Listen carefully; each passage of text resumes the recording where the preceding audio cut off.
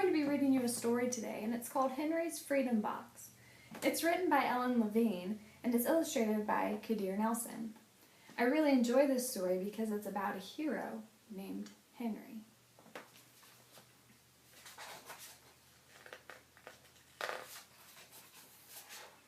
Henry Brown wasn't sure how old he was. Henry was a slave, and slaves weren't allowed to know their birthdays. Henry and his brothers and sisters worked in the big house where the master lived. Henry's master had been good to Henry and his family, but Henry's mother knew things could change. Do you see those leaves blowing in the wind? They're torn from the trees like slave children are torn from their families. One morning the master called for Henry and his mother.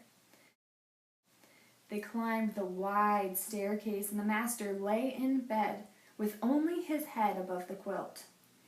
He was very ill, and he beckoned them to come closer. Some slaves were freed by their owners. Henry's heart beat fast. Maybe the master would set him free. Henry nodded, but he didn't say thank you. That would have been a lie.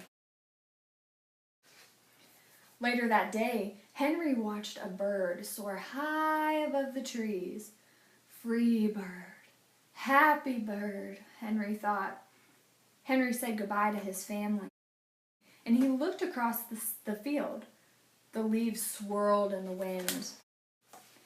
Henry worked in his new master's factory. He was good at his job. "Do not tear that tobacco leaf," the boss yelled at the new boy. He poked the boy with a stick. If you made a mistake, the boss would beat you. Henry was lonely.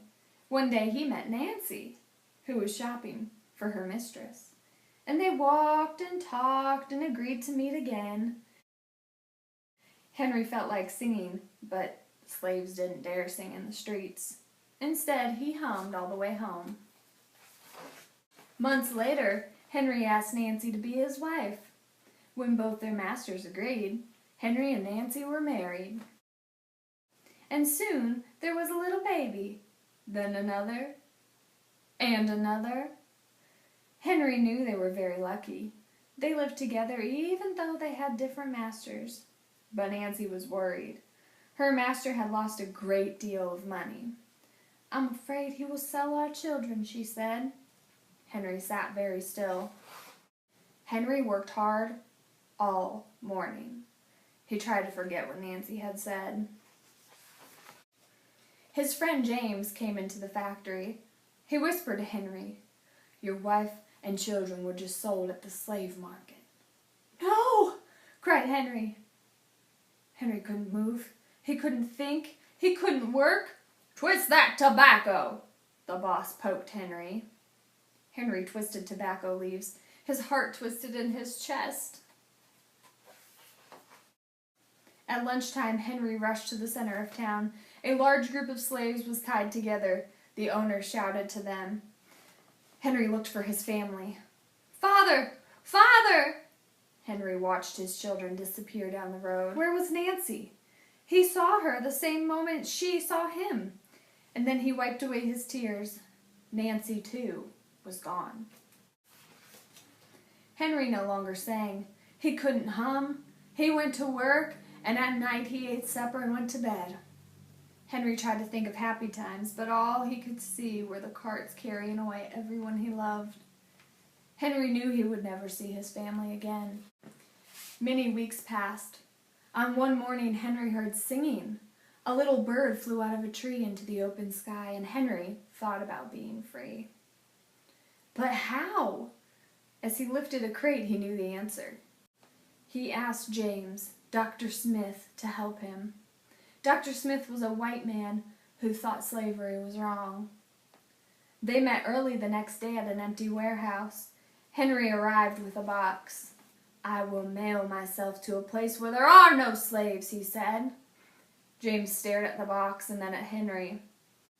"What if you cough and someone hears you?" "I will cover my mouth and hope," Henry said. Dr. Smith wrote on the box, to William H. Johnson, Arch Street, Philadelphia, Pennsylvania. Henry would be delivered to his friends in Philadelphia. Then he printed on the crate in big letters, "This side up with care." Henry needed an excuse to stay home, or the boss wouldn't think that he had ran off. James pointed to Henry's sore finger, but Henry knew that it wasn't bad enough, so he opened the bottle of oil of vitriol. "No!" cried James. Henry poured it on his hands, and it burned his skin to the bone. Now the boss would have to let him stay home. Dr. Smith bandaged Henry's hand, and they arrived to meet at the next morning at 4 o'clock. The sun was not up yet when Henry climbed into the box. "Ready?" he said. James nailed down the lid, and Dr. Smith and James drove to the station. The railway clerk tipped the box over and nailed a paper to the bottom. Dr. Smith begged the clerks to be careful. But they didn't listen. They threw the box into the baggage car.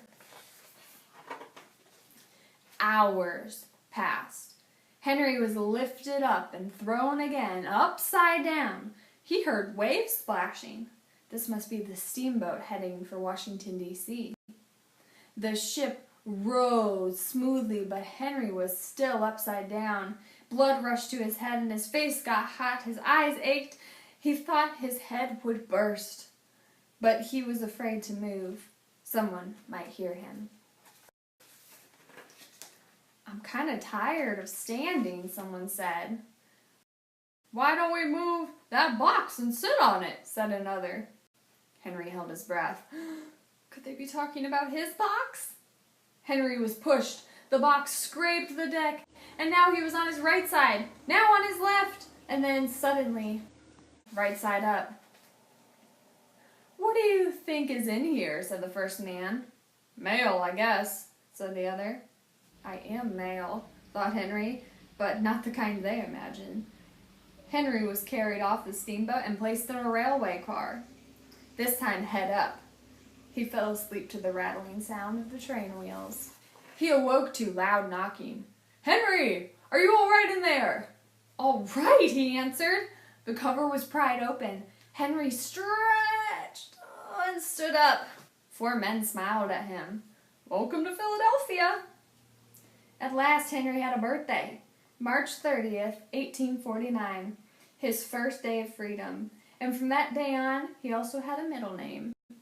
Everyone called him Henry Box Brown.